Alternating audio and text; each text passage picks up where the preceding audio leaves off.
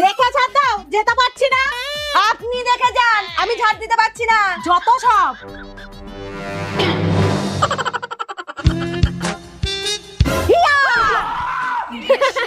ভয় পেলেন মা? একটু মজা করছিলাম। এটা মজা করার সময়? এখনই তো অপরে। জয় গুরু জয়। এই বাড়ি ভেতরে যাও। ये सब क्या देखना पड़ रहा है?